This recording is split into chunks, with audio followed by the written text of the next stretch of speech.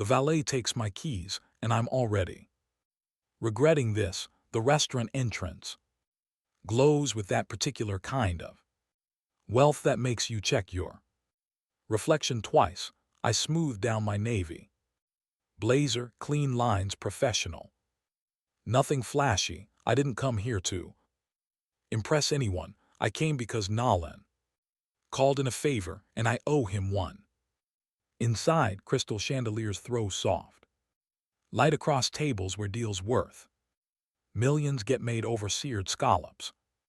I scan the room for Nolan's assistant, the one who's supposed to brief me on tonight's investor meeting. My phone buzzes, a text, running 20 minutes late.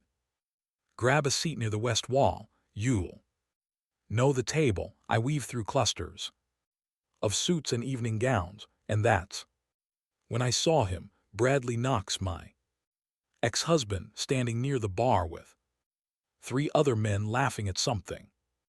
One of them said, his hand rests on a crystal tumbler like he owns the place. Maybe he does now. I haven't kept track. Our divorce was 2 years ago. Clean.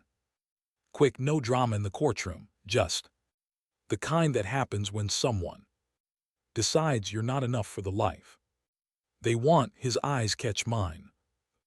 Laugh dies on his face. I didn't stop walking. I didn't change direction. I head toward the table Nolan mentioned, and I feel Bradley stare follow me the entire way. Bianca, I turn. He's already crossed half the room. I didn't know you'd be here, he says, but his tone suggests he wishes I wasn't. Business dinner, I reply simply. He glances at my outfit. That look, I remembered it. The one that catalogs and dismisses in the same breath. Business, right? Which company are you with these days? I'm representing a silent partner. Ah, he nods slowly, and there's something cold in his smile, still keeping things modest. I could ask him what he means. I could defend myself. Instead, I say, enjoy your evening, Bradley, and sit down. He lingers for a moment, then returns to his group, but I can hear them now. Their voices carry. That's her. One of them asks. Yeah, Bradley says we were married once, briefly.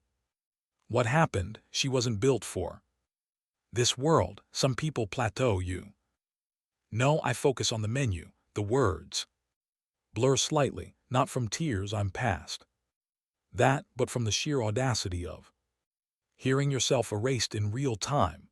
A waiter appears. May I start you with something to drink? Water, please. Still 20 minutes pass. The room fills. A woman in a silver gown sits 2 tables over and catches my eye with a polite nod. I return it. She leans toward her companion and whispers something. He glances my way, then back at Bradley's table. I can read the question on his face. Why is she here? If you're enjoying the story, press that subscribe button. You won't want to miss what happens next. Nolan's assistant finally appears, flustered. Ms. Hartley, I'm so sorry. There's been a mix-up with the seating chart. You're actually at the main table. The main table, yes. The primary investors. She leads me to a long table near the center of the room. I recognize 2 faces from financial journals. A third man looks up as I sit. Older, sharp-eyed, the kind who calculates your net worth before you finish saying hello. And Bradley is here too. Of course he is. 3 seats down, directly in my line of sight. He stiffens when he sees me. Everyone, the older man announces, we're just waiting on Mr. Lawson. He should be here within the hour. Gabriel Lawson, someone asks. Odd, the very same. A ripple of excitement moves through the table. I know the name. Everyone does. Lawson. Capital, 12 billion in assets. The man who turned a failing tech portfolio into an empire before he turned 40. Bradley leans back in his chair, trying to look relaxed, but I see the tension in his shoulders. This dinner matters to him. The first course arrives, microgreens and citrus arranged like art. I ate slowly, listening to the conversation swirl around me, market trends, projected returns, the usual dance of people trying to sound smarter than they are. Then someone asks me directly, "And what sector are you in?" A mess. Hartley. I supply. I work across several sectors, mostly technology and infrastructure.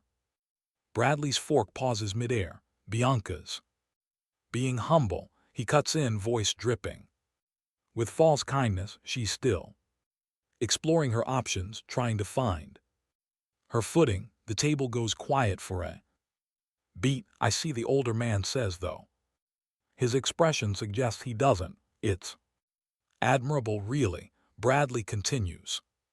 Not everyone can handle the pressure of high-stakes investment. Some people are better suited to smaller ventures. I meet his eyes. He wants a reaction. He's been waiting 2 years to do this, to prove he was right to leave, right to choose ambition over us. I set down my fork. You're right, Bradley. Not everyone can handle the pressure. He smiles victorious. That's why I prefer to work quietly. His smile falters just slightly. The waiter returns. Excuse me.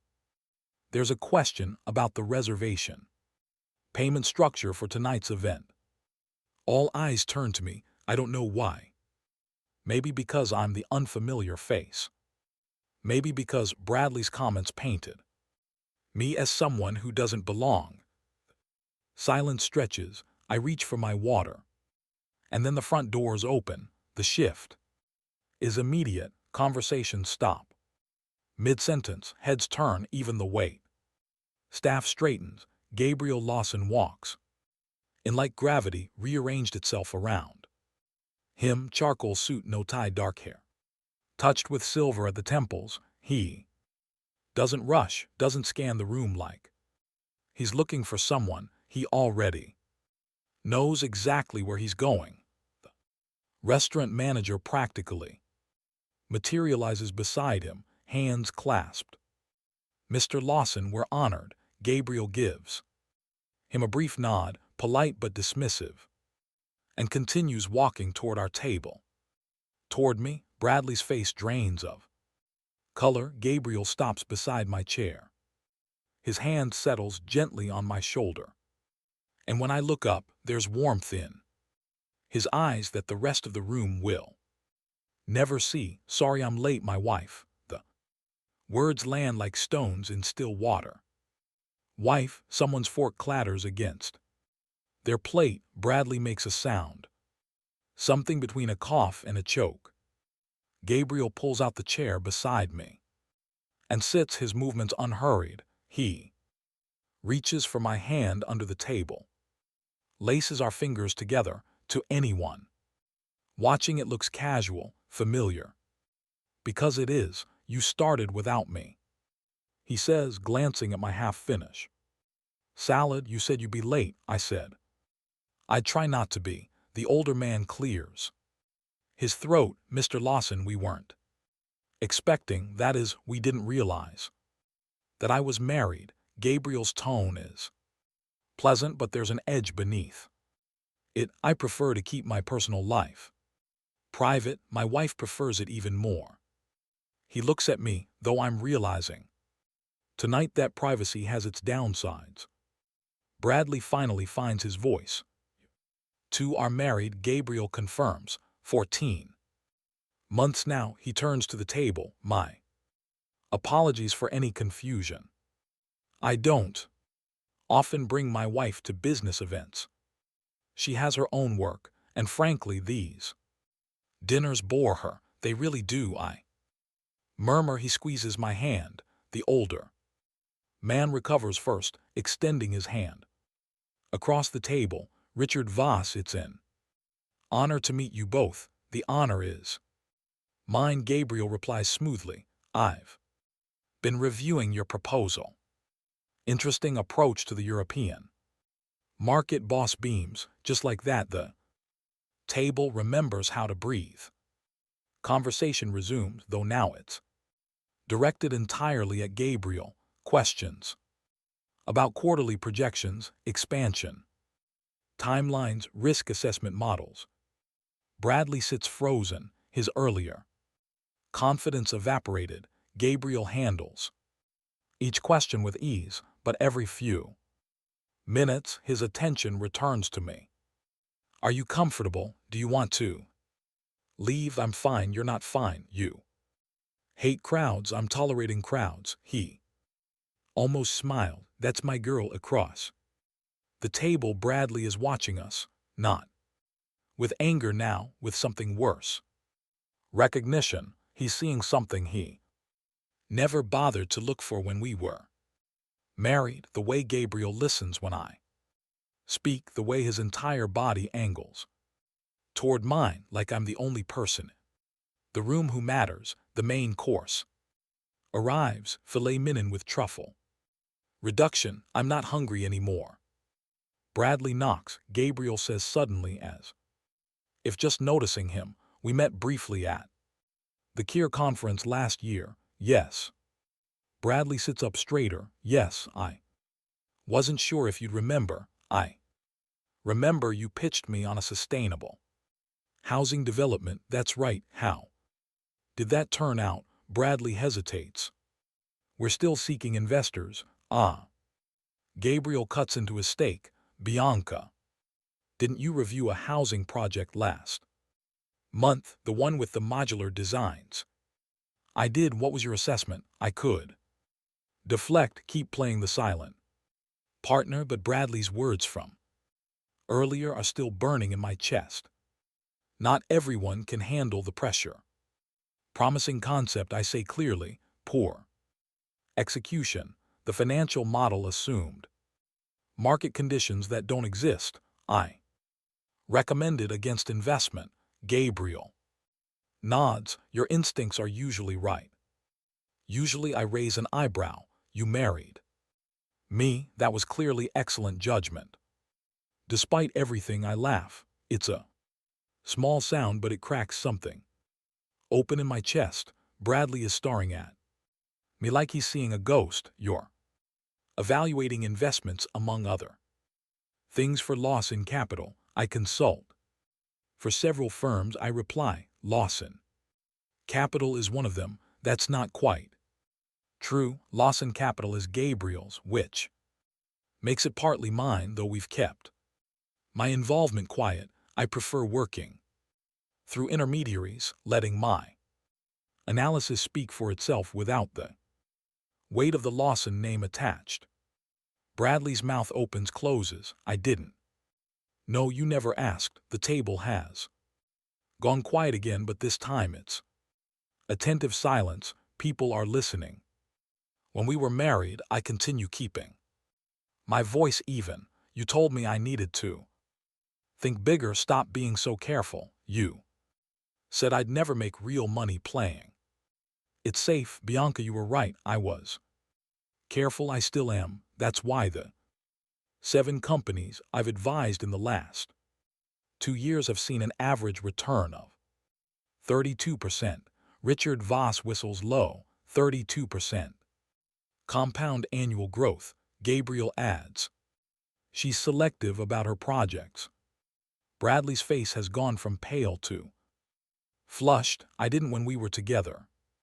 You never. I was still learning, I say simply, and you were too busy telling me what I couldn't do to notice what I was actually doing. The dinner continues, but the dynamic has completely shifted. People direct questions to me now, ask my opinion on market trends, emerging sectors, risk mitigation strategies. I answer honestly without pretense.